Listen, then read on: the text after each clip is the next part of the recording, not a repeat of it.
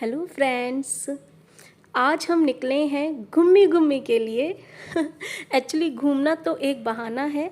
हम माँ बेटी को आपस में कुछ पल फुर्सत के बिताना है, जहाँ हम बेफिक्री से आपस में बातें कर सकें। ना बच्चों की जिम्मेदारी हो पास में, और ना ही कोई ऐसी कोई हड़बड़ी हो बच्चों के साथ में जैसे रहती है।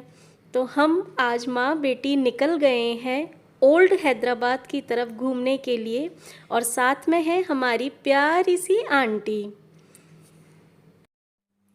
Hello friends, welcome to shining vibes. मेरा नाम है महिमा। बहुत टाइम से मुझे कास्ट आयरन के बर्तन लेने थे। हेल्थ बेनिफिट के हिसाब से ये बहुत अच्छे माने जाते हैं, बहुत यूजफुल होते हैं हमारी हेल्थ के लिए। तो मुझे भी था कि मैं कास्ट आयरन के बर्तन लूंगी, पर समहाउ कुछ टाइम से ये चीज ना टलती आ रही थी। पहले मुझे शिफ्ट करना था राजस्थान से तेलंगाना, मैं प्रेग्नेंट थी, तो मतलब ऐसा हो रहा था कि हाँ मुझे लेना है, पर चीजें हो नहीं पा रही थी। देन मैंने इसके बारे में जब ऑनलाइन वेबसाइट पे सर्च करा तो मुझे ये बहुत महंगे दिख रहे थे। 2000 तक के ये आ रहे थे कढ़ाई, डोसा तवा 1800 1700, तो ये इतने महंगे थे। पर अगर हेल्थ के हिसाब से कोई चीज अच्छी है तो फिर हम तो सोचते ही नहीं है उसके बारे में कि महंगा है सस्ता है। तो मैं शॉपिंग करने ही वाली थी ऑनलाइन इन कास्ट आयरन बर्तनों की। तभी मुझे दिमाग में आया कि क्यों ना मैं एक बार लोकल मार्केट में जाकर और इनके बारे में पता करूं। तो मैंने गूगल पे सर्च करा तो मुझे यहाँ हैदराबाद में बेगम बाजार करके एक जगह है, वहां पे मुझे इसकी कास्ट आयरन की बहुत सारी शॉप्स दिखी। तो फिर आपने जैसे देखा ही है अभी की वीडियो में, मम्मी, मैं और एक हमारी आंटी है, नेबर आंटी, हम तीनों जा रहे हैं। तो वहां पे जब मैंने इनकी प्राइस पता करी, आप बिलीव नहीं करेंगे कि कास्ट आयरन के बर्तन मुझे इतने सस्ते में मिल गए, इतने सस्ते में इतना अच्छा सामान मिल गया। मैं आपसे सिर्फ यही बात कहना चाह रही हूं कि ऑनलाइन शॉपिंग करना बहुत अच्छी बात है, करनी भी चाहिए जब हमारे पास टाइम नहीं होता है। हमें बहुत सारी वैरायटी एक ही जगह पे दिख जाती हैं, पर अगर हम थोड़ी सी मेहनत करके है ना, थोड़ा सा हम लोकल मार्केट विजिट करें और हम देखें कि ऑनलाइन और ऑफलाइन वो सामान कितने का मिल रहा है, तो आपको डेफिनेटली बहुत ज्यादा अंतर देखने को मिलेगा प्राइस के अंदर। तो मैं फटाफट से आपको बताती हूँ कि मैं कास्ट आयरन के कौन कौन से बर्तन लेकर आई हूँ। तो सबसे पहले है ये डोसा तवा। आप देख रहे हैं काफी अच्छा, मतलब इसकी जो बहुत बड़ा है, ये छोटा सा नहीं है, काफी आप देख सकते हैं इसकी। और ये तवा मुझे अमेजोन पे मिल रहा था तकरीबन 1800 का, और ये मैं शॉप से लेकर आई हूं 800 रुपए में, है ना, 800 रुपए में ना, 800 रुपए में मुझे ये कास्ट आयरन का तवा, डोसा तवा मिल गया है। देन मैं आपको बताऊं कि ये है अप्पे पैन। मेरे घर में एकमात्र जो क्या कहते हैं, नॉन स्टिक, हाँ नॉन स्टिक जो बर्तन है वो है अप्पे पैन। नॉन स्टिक का है, नॉन स्टिक का है मेरे पास में। और मैं काफी टाइम से सोच रही थी कि अब मैं लोहे का लूंगी, और मुझे फाइनली ये कास्ट आयरन का अप्पे पैन मिल गया है। मेरे बेटे को अप्पे बहुत पसंद है, मैं बनाती रहती हूँ उसके लिए। तो ये मुझे कास्ट आयरन का अप्पे पैन पड़ा है 500 का। मुझे नहीं पता कि ये ऑनलाइन कितने का मिल रहा है, पर मुझे ये लोकल शॉप पे, लोकल मार्केट में, लोकल शॉप से मिला है 500 रुपीज का। देखिए काफी जो क्वालिटी और जो कितना हैवी है ये मुझे 500 में मिला है।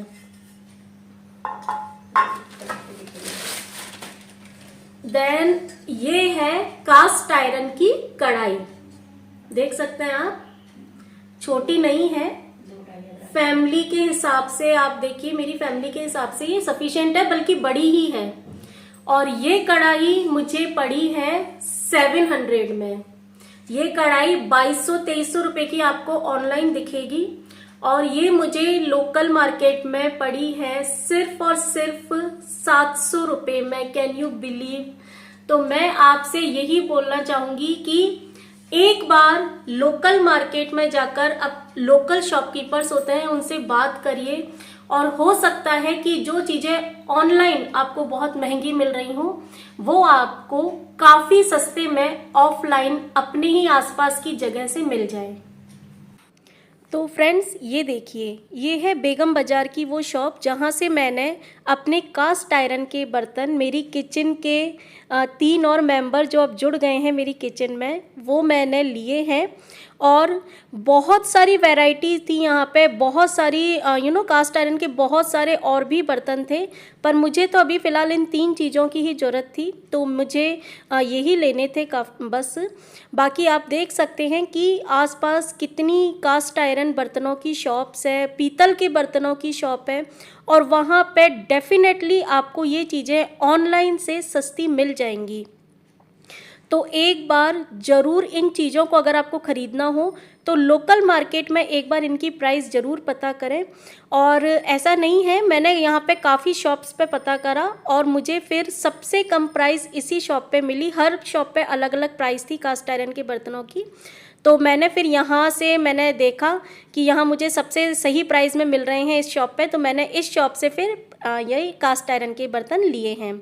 चलिए अब आपको हम दिखाते हैं हैदराबाद की फेमस चार मीनार। और उससे पहले तो आप ये रश देखिए, आप चार मीनार कभी भी जाएंगे तो आपको एवरीडे इतना ही रश, बल्कि इससे ज़्यादा रश आपको हर समय देखने को मिलेगा। ऐसा कहते हैं चार मीनार पर रात के समय भी, आधी रात को भी इतना ही रश रहता है, शॉप्स वहाँ पे ओपन ही रहती हैं। और ये देखिए आप, इतने रश में हम चल दिए हैं चार मीनार। मम्मी को मुझे घुमाना था चार मीनार, क्योंकि वो 45 इयर्स पहले यहाँ पर आई थी लगभग, और अब मुझे उन्हें वापस से दिखाना था। तो ये देखिए वर्ल्ड फेमस चार मीनार। शूट करना बहुत मुश्किल था यहाँ पे, बहुत ज़्यादा मुश्किल था। मैं एक बार आपको व्यू दिखाती हूँ कि नीचे मतलब चार मीनार के चारों तरफ कितनी भीड़ है, कितना रश है। अच्छा हुआ कि हम बच्चों को लेकर नहीं गए, अदरवाइज़ मैं बिल्कुल भी शूट नहीं कर पाती, और इतनी भीड़ में बच्चों के साथ शॉपिंग करना तो बहुत ही ज़्यादा मुश्किल रहता। और ये है हैदराबाद, ओल्ड हैदराबाद है ना। एक तो न्यू हैदराबाद है जहाँ पर अब काफ़ी कंपनीज़ वगैरह आ गई हैं, मल्टीनेशनल कंपनीज़, और ये है ओल्ड हैदराबाद जहाँ की बिल्डिंग्स वगैरह आपको देख के पता चल जाएगा कि हाँ ये ओल्ड हैदराबाद है। और देखने में ये चार मीनार बहुत ही सुंदर है, बहुत ही सुंदर है। ये बैक साइड से उसका व्यू है, और ये है चार मीनार पर एक क्लॉक। मम्मी बताती हैं कि जब वो 45 इयर्स पहले आई थी तब भी उन्हें ये क्लॉक यहाँ पे देखने को मिली थी, और कोई आदमी आकर इसका जो टाइम है वो चेंज करके जाता था। इस तरह से मम्मी अपनी कहानी बता रही थी। तो ये है चार मीनार का व्यू। बहुत भीड़ थी, हमने बहुत सारी शॉपिंग भी करी है, पर बहुत सारी चीज़ें हैं तो उनको तो मैं क्या ही दिखाऊं। तो आपको मैं सिर्फ चार मीनार का व्यू दिखाती हूँ। चलिए अब आपने देख लिया कि मैंने कास्ट आयरन के बर्तन लिए हैं, तो अब मैं मन में मेरे से रुका नहीं जा रहा है, और मैं आके सीधे नेक्स्ट डे, मुझे मेरे बेटे का टिफ़िन बनाना था, तो मैंने फटाफट से मैंने कहा आज तो मैं एक्सपेरिमेंट करके देखती हूँ कि मेरा कास्ट आयरन तवा वो कैसा काम कर रहा है, उस पर मेरा डोसा चिपकता है या नहीं चिपकता है, देखते हैं। तो सबसे पहले मैंने लिया है पनीर, और ये होममेड पनीर है, मैंने इसे जमाया नहीं था, नॉर्मली इसे इस तरह से ही रख दिया था, क्योंकि मुझे पता था नेक्स्ट डे मुझे इसे इस तरह से क्रम्बल करके ही मुझे इसे यूज़ में लेना है। तो मैंने ले लिया है थोड़ा सा पनीर, हाथों से ही मैं इसे क्रम्बल कर लूँगी। मैं बना रही हूँ अपने बेटे के लिए टिफ़िन बॉक्स, लंच बॉक्स बना रही हूँ उसका, और साथ में ही आपके साथ शेयर कर रही हूँ डोसे की एक बहुत ही अच्छी रेसिपी। साथ में मैंने इसमें बिल्कुल बारीक कट करके थोड़ी सी मैंने इसमें गाजर डाली है, और भर भर के इसमें धनिया डाला है, क्योंकि पनीर के साथ में धनिए का टेस्ट बहुत अच्छा जाता है। और साथ में मैंने थोड़ा सा ही मैंने इसमें बीट रूट लिया है, और अब इसमें मैं आधा चम्मच बराबर डाल दूंगी काली मिर्ची का पाउडर। देखिए बच्चे के लिए बना रही हूँ मैं, तो सारी चीज़ें उसी के हिसाब से डालूंगी। अगर ये रेसिपी आप अपने लिए बनाएं तो आप अपने हिसाब से स्पाइसेस इसमें यूज़ कर सकते हैं। और साथ में अब मैं डाल दूंगी इसमें स्वाद के अनुसार नमक, और फिर इसे मैं अच्छे से मिक्स कर लूँगी। इस रेसिपी को आप खुद भी और बच्चों को भी, अपने फैमिली मेम्बर्स को भी आप ब्रेकफास्ट में लीजिए, बच्चों के टिफ़िन में रखिए।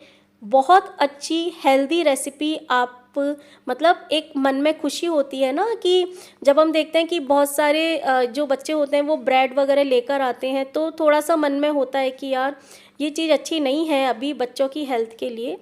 तो आप इस तरह से थोड़ी सी मेहनत करके इजीली आप बहुत अच्छी रेसिपी बना सकते हैं। सिर्फ आपको अपने घर में डोसा बैटर, इडली बैटर बना के रखना है। तो ये डोसा बैटर है, मैं इसे बना के फ्रिज में रख देती हूँ फर्मेंट करके, और ये 4-5 दिन तक आराम से फ्रिज में चल जाता है। अब देखिए, अब आई एक्सपेरिमेंट की बारी। अब मैंने सिंपली अपने इस कास्ट आयरन तवे को अच्छे से वॉश कर लिया था मैंने इसे, और अब मैं इसके ऊपर लगा रही हूँ ऑयल। और मैंने सिर्फ ऑयल लगाया है, ना कोई पानी के छींटे दिए हैं, ना इसमें कोई प्याज वगैरह ऊपर से रगड़ी है। मैं सिर्फ ये देखती हूँ कि अब जो इसके ऊपर हमारा डोसा है वो अच्छे से स्प्रेड होगा नहीं होगा, कास्ट आयरन पे कहीं मेरा डोसा चिपक नहीं जाए, हो सकता है कि वो इससे स्टिक हो जाए, निकले नहीं। लेट्स सी क्या होता है। तो सबसे पहले मैं फटाफट से इस पर डोसा बैटर को अपने फैला लूँगी, और बहुत ज़्यादा मैं पतला नहीं करूँगी क्योंकि बच्चे को देना है, तो बहुत ज़्यादा क्रिस्पी नहीं दूँगी। जितना आप पतला करेंगे डोसा बैटर को वो उतना क्रिस्पी बनेगा। मैंने हल्का सा इसे थिक रखा है क्योंकि मुझे इसे टिफ़िन में भी देना है और अपने बच्चे को अभी ब्रेकफास्ट के लिए भी देना है। तो अब देखते हैं कि ये क्या रहता है इसका रिज़ल्ट। देखिए, थोड़ी सी अब 1-1.5 मिनट बाद, एक मिनट हो चुका है, तो इसकी ऊपर की जो परत है वो पकी हुई दिख रही है। तो अब मैं थोड़ा सा ऑयल इस पर डाल लूँगी। आज मैं ऑयल से बना रही हूँ, ये वुड प्रेस ऑयल है मेरे पास में। और अब मैं देखती हूँ थोड़ा सा करछी से कि अब ये स्टिक हो रहा है या नहीं हो रहा है। और देखते हैं यार, बहुत सारे लोगों से मैंने सुना है कि कास्ट आयरन पे उनके डोसे नहीं बनते हैं, अच्छे से चिपक जाते हैं, तो वो नॉन स्टिक ही यूज़ करते हैं। मैं अपना एक्सपीरियंस देखती हूँ कि मेरा एक्सपीरियंस खुद का कैसा रहता है कास्ट आयरन तवे के साथ में। तो देखते हैं, अभी थोड़ा सा ये मुझे कच्चा लग रहा है नीचे से, इसीलिए ये थोड़ा सा अभी मुझे इसे फ्लिप करने में थोड़ी प्रॉब्लम आ रही है।